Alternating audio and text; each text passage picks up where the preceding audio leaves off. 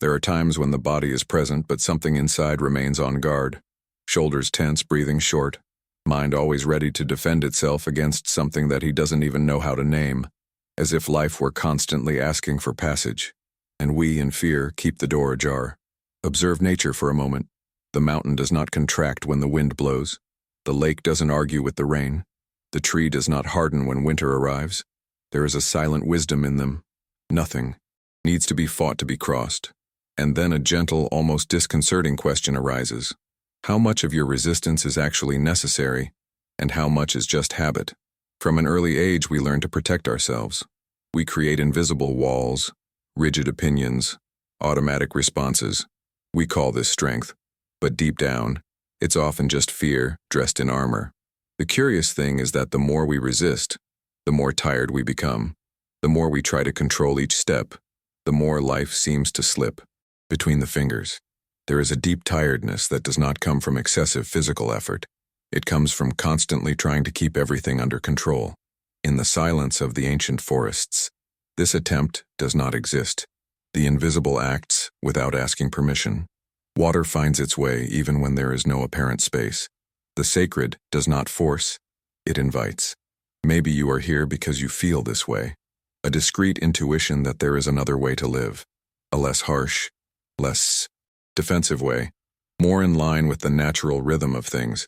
If you feel like there is something invisible guiding your days, even when everything seems confused, this video is for you. We are not talking about giving up on life, nor to become passive or indifferent.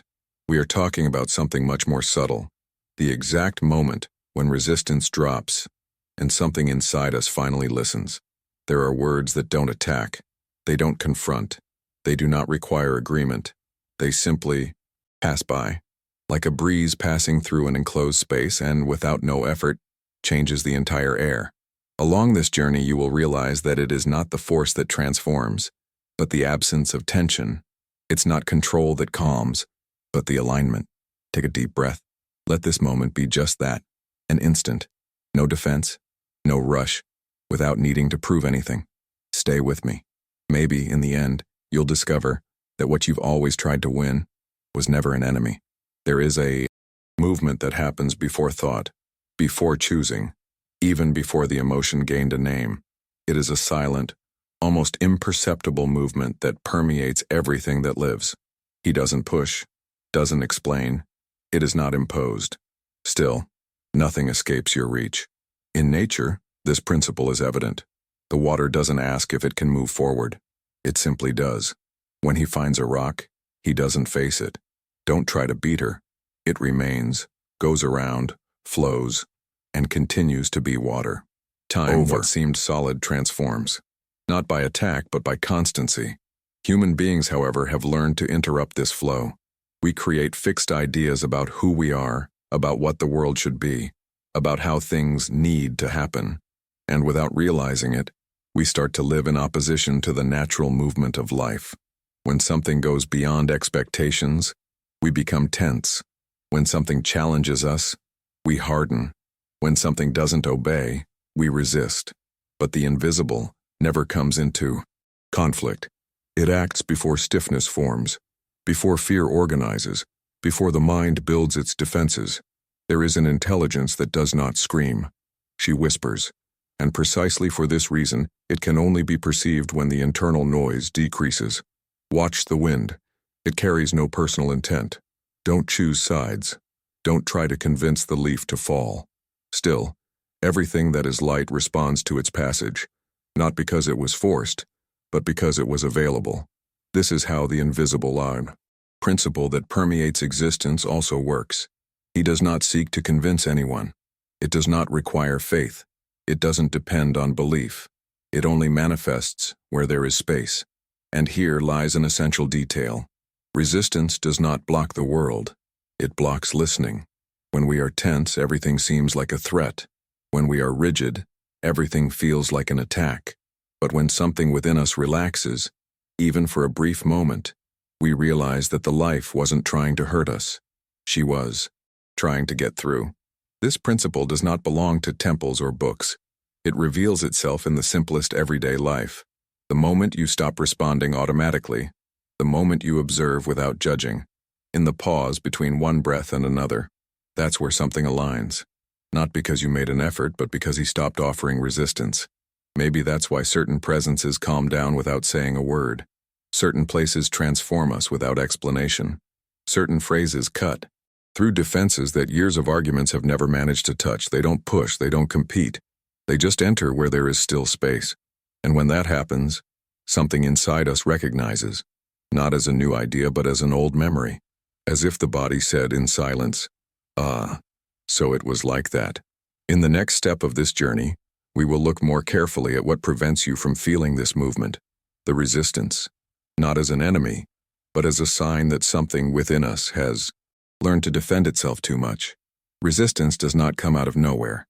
It forms slowly, like layers of dust that accumulate over the years.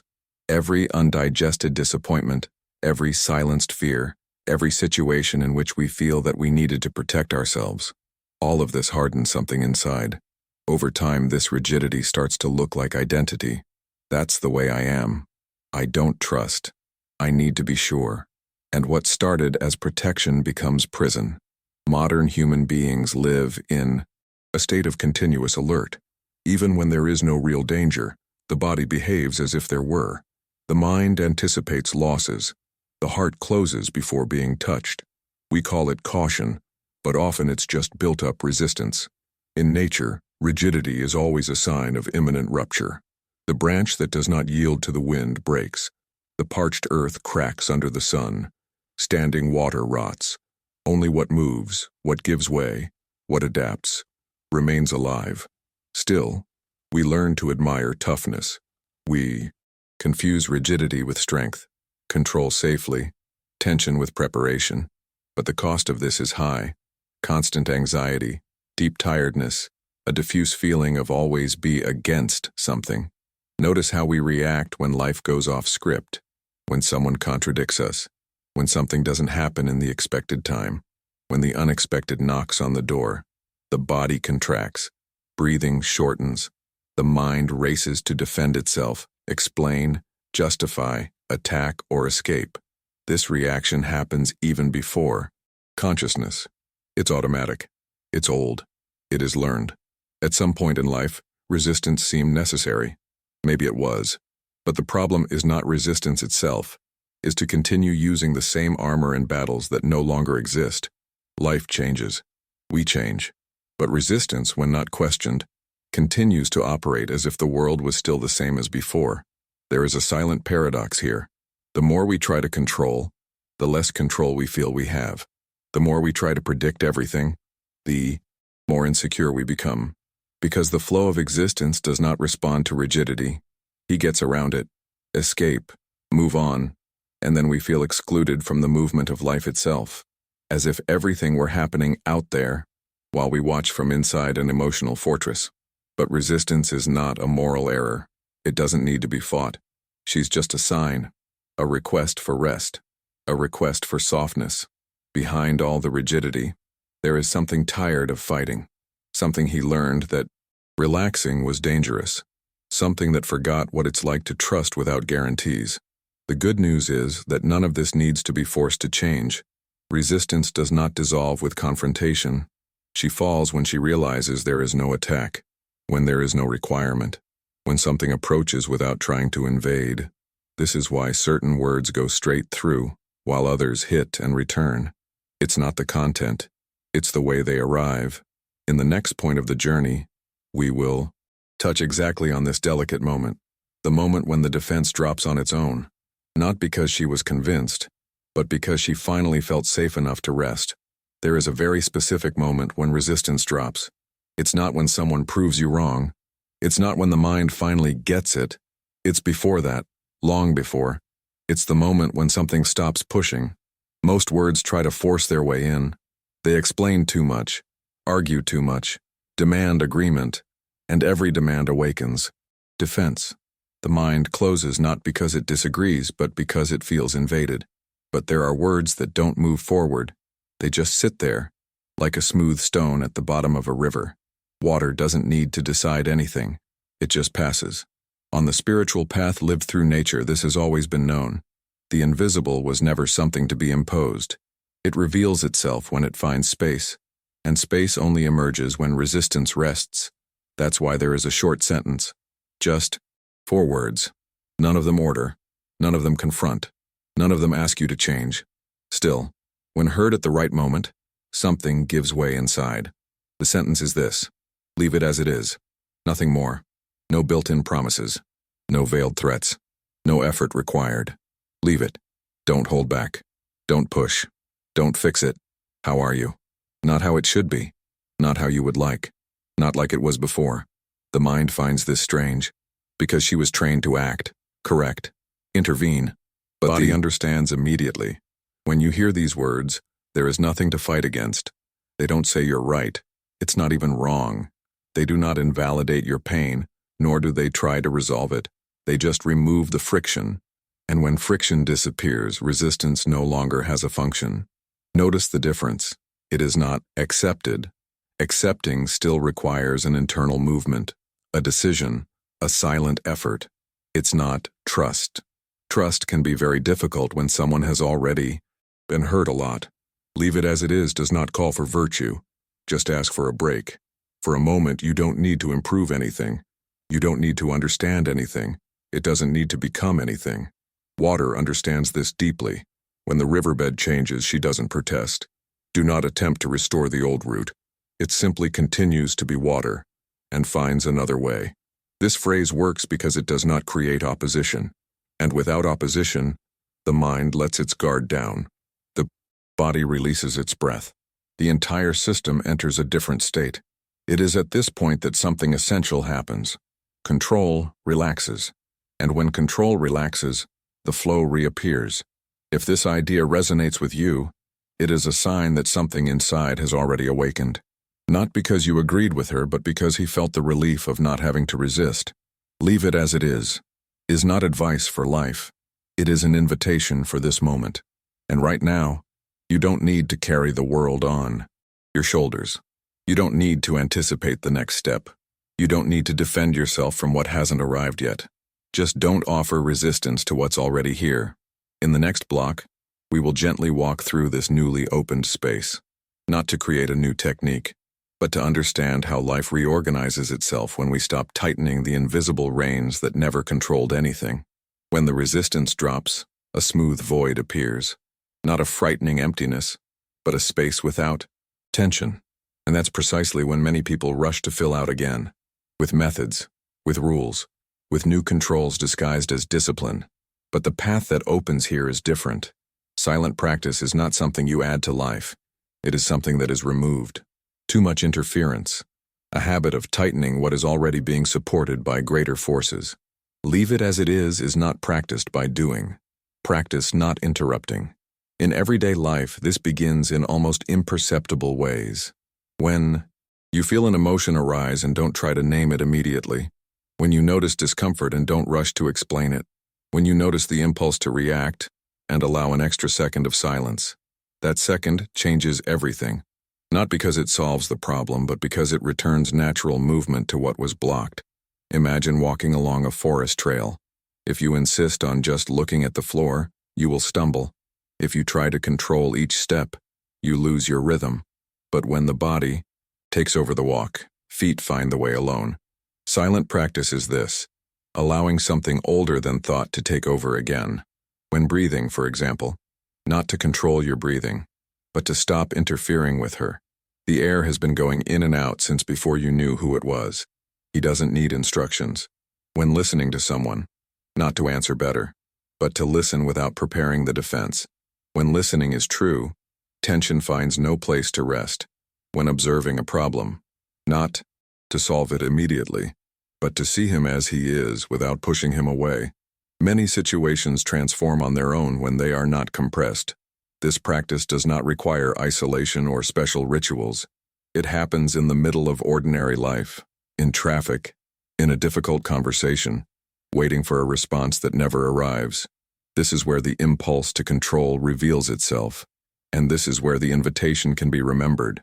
Leave it as it is, just for a moment. This moment creates space, and where there is space, the flow returns. There is something deeply restorative about stopping fighting the present moment, even when the present is uncomfortable, even when there is uncertainty, even when we don't know what will come next. The mind believes that letting go is dangerous, but the body recognizes relief immediately. The shoulders drop, the jaw relaxes, breathing deepens. These are old signs, signs that life is moving again. Silent practice does not promise quick answers. She offers something rarer, trust without guarantees. Not a naive trust, but an organic trust. The same one that makes the seed break through the earth without knowing what heaven will be like. The same one that makes the water move forward even without seeing the end of the path. When you leave it as it is, you're not giving up on life. It is stopping to hinder the movement that has always been underway. In the next step, we will observe what happens naturally when this practice begins to infiltrate the days, not as spiritual effort, but as a gradual return to the harmony that was never lost, only stifled by excess control. When resistance decreases, something begins to reorganize without fanfare. There is no advertisement. There is no dramatic sign. Change happens like dawn, discreet, continuous, inevitable. You notice it first in the body. The tension that used to be constant no longer takes up so much space. Breathing finds depth without being called. The thoughts keep coming, but they don't hold on with the same strength. It's as if life had found its way again. Harmony is not a permanent state of calm. It does not eliminate challenges, nor does it promise always light days. Harmony is something else. It's the feeling of not being against what happens. Even when something hurts, there is no internal war. Even when there is doubt, there is no despair. There is a silent shaft that remains. In nature, harmony never means immobility. The river is not calm because it is still. He is calm because he follows. Even when you encounter rocks, rapids, unexpected detours, it continues to be a river. This also happens within us when we stop offering constant resistance. Emotions pass more fluidly. Difficult situations do not accumulate in the same way. What was previously trapped begins to circulate. Many people mistake this for indifference, but it's not. It is presence without rigidity. It is sensitivity without tension. You still feel, still cares, still acts when necessary. The difference is that action is no longer born from the desperation of controlling everything. It is born from alignment. When something needs to be done, it gets done. When something needs to wait, it waits. No guilt, no internal rush. This harmony brings a different confidence. Not trust based on certainties, but the confidence that comes from realizing that life knows how to move. You start to notice little signs, meetings that happen at the right time, answers that emerge after silence, solutions that appear when you stop forcing. None of this is magic. It's just the flow resuming its natural course. By leaving it as it is, you don't paralyze the world. You stop interrupting him, and then something curious happens. The feeling of being late diminishes. The need for comparison weakens. The fear of losing something begins to dissolve. Because when you are in harmony, there is no feeling of constant lack. The present moment is no longer an obstacle and becomes the place of support itself. This return does not require perfection. There will be days when resistance returns, moments when control reappears. This is also part of the movement. The difference is that now you recognize it. And when you recognize it, you no longer lose yourself completely. You remember, breathe, and once again, leave it as is. In the next and final step of this journey, let's close this circle gently, not to conclude something definitively, but to leave an open question, the kind that continue to echo even after the sound ends. There is a special silence that comes when we no longer try to get anywhere. It is not empty. It's presence, a living silence that breathes with you. In this space, something settles, like the dust that descends when the wind stops, like water that clears when it is not stirred. Nothing was resolved by force, just left alone long enough to reveal its natural form. Maybe you realize that the world hasn't changed that much. The situations still exist. The challenges continue. The questions remain open. But something essential has changed about the way you are here. The urgency lessened, the rigidity loosened, and that constant feeling of needing to defend yourself from everything no longer dominates every instant. That's payback.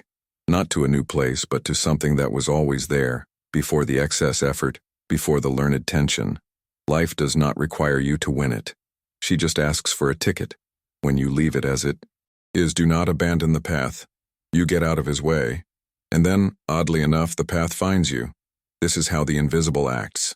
No ad, no show, without needing to prove anything. He moves where there is space, and retreat where there is rigidity. Perhaps this is the true meaning of harmony.